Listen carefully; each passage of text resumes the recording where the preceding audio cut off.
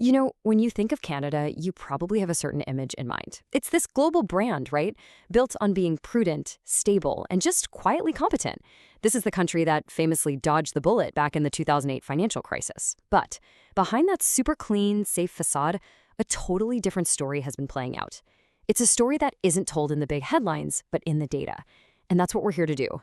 Look at that data, get past the myth, and really uncover the anatomy of a silent crash. And look, that's not just some dramatic line, it's the conclusion you get when you look at a mountain of evidence. That comforting picture of Canada as a stable G7 powerhouse, it's been replaced by a new reality, one that's almost unrecognizable. In this explainer, we're going to trace how this happened, slide by slide, to understand how the world's model of stability became a poster child for risk. Okay, let's just dive right into this. On one hand, you have the myth, this secure, prosperous country with rock-solid banks. But the data? The data shows a country that's acting less like a real economy and more like a giant leveraged hedge fund. It's made one single massive bet on housing prices going up forever. And that middle-class prosperity? It's been swapped out for the biggest household debt burden in the entire developed world.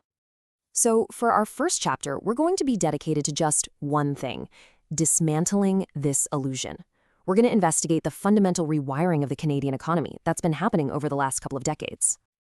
This right here is the absolute key. In a healthy economy, real estate is there to serve the productive parts of the economy. But in Canada, that whole relationship has flipped upside down. The financial sector, finance, insurance, and real estate, or FIRE as they call it, has ballooned into the single biggest piece of the country's GDP. It has sucked capital and talent away from everything else, manufacturing, tech, you name it. And it's left behind this hollowed-out economy that's totally dependent on just one thing getting more and more expensive. And this, of course, brings us to the central question. How did this happen? This wasn't some overnight disaster. It was a slow, creeping addiction. How did a nation that was praised for its financial discipline get so hooked on credit and speculative mania? Well, to find the answer, we have to follow the numbers. Okay, so in this chapter, we're moving past the big ideas and getting straight to the cold, hard numbers.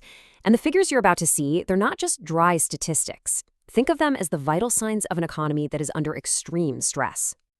Here it is, the headline number. Canadian household debt is now sitting at over 107% of the country's entire economic output. This number is a massive red flag for the whole system. What it means is for every single dollar the country produces, its citizens owe more than a dollar in personal debt, and that's mostly mortgages. The system is just completely saturated. Now, to really understand how wild that is, you have to put it in context. At the absolute peak of its housing bubble, the one that blew up the entire global economy, the U.S. household debt to GDP ratio topped out at 100%. Canada has blown past that. It's not just a little bit higher, it's way out on its own compared to all of its G7 peers. And believe it or not, that national average is actually hiding an even crazier reality in the big cities. In places like Vancouver and Toronto, the price of a typical home has soared to over 12 times what a median household makes in a year. Just so you know, a ratio of 3 or 4 is what's considered affordable. This is a market that's completely disconnected from what actual people earn. Yeah, let's just call this what it is. This isn't some minor market imbalance. It's a fundamental break from reality.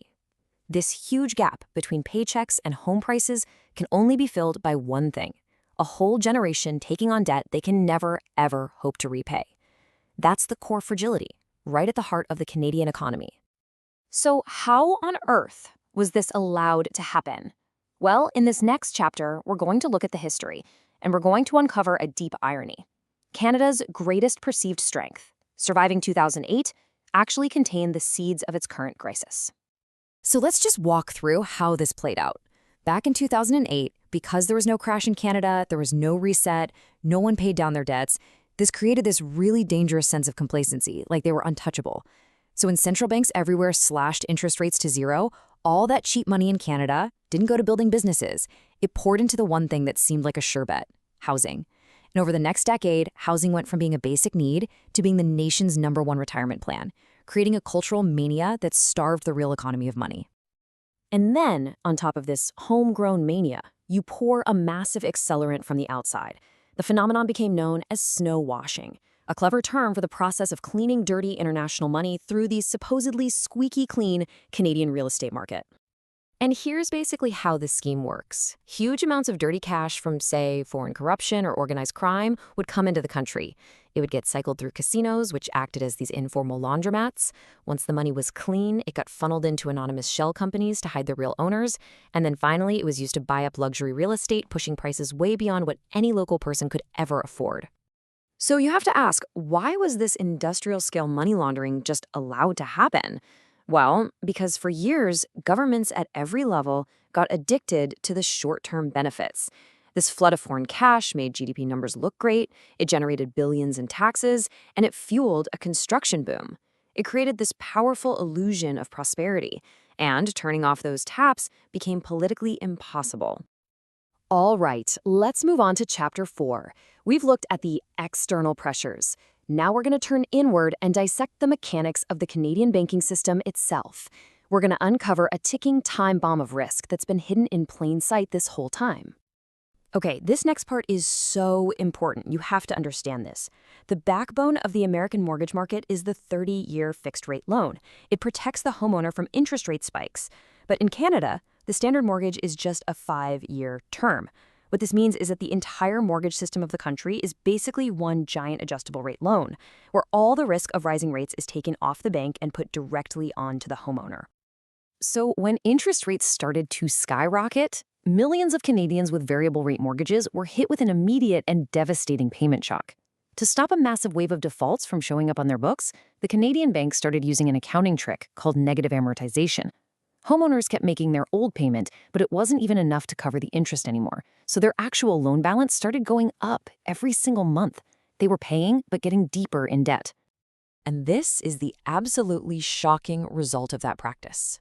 To keep those monthly payments from exploding, the banks just started extending the life of these loans to mathematically absurd lengths. We're talking about mortgages stretched out to 70, 80, and in some cases over 90 years. I mean, come on. That's not a loan anymore. It's a form of multi-generational debt serfdom designed purely to hide the fact that the borrower is broke and to pretend the system is still working. And all of this brings us to the final act. The years of complacency, of speculation, of financial engineering, they have set the Canadian economy on a collision course with reality. The time for pretending is over. You can't kick the can down the road forever. In 2025 and 2026, a massive wave of those 5-year mortgages that were taken out when interest rates were near zero, they're all coming due. Millions of households that locked in rates at 1 or 2% are going to be forced to renew at rates of 4, 5, maybe even 6%. It's a payment shock that family budgets are just not ready for. And a shock like that risks setting off a classic economic doom loop. As families divert every penny they have to just paying the mortgage, all other spending just stops. This cripples the real economy, which leads to businesses failing and unemployment rising. And as people lose their jobs, they're forced to sell their homes into an already falling market, which pushes prices down even further, which just reinforces the whole negative cycle. Finally, we have to look past the economic charts and the data points and talk about the human cost. This is not some abstract financial event. It's a crisis that is fundamentally reshaping Canadian society, and it serves as a massive cautionary tale for the rest of the world. The social contract is breaking. What we're seeing is the destruction of an entire generation's financial future. It's sparking a brain drain of Canada's best and brightest who are fleeing for more affordable countries. A new kind of society is forming, a neo-feudal one, split between a wealthy class of older property owners and a permanent class of renters. The end result is a zombie economy where there's no growth because all the money has to go to servicing old debt. And that creates a political crisis with no easy or painless way out. So here's the most important takeaway. Canada wasn't some fringe case. It was supposed to be the model of stability. The fact that it's unraveling so spectacularly is a warning about the deep risks in any economy that gives up on productive investment and instead chases debt-fueled asset bubbles. So the final question isn't just who's next, but what are the fundamental lessons we have to learn from this story of a nation that bet its entire future on a bubble?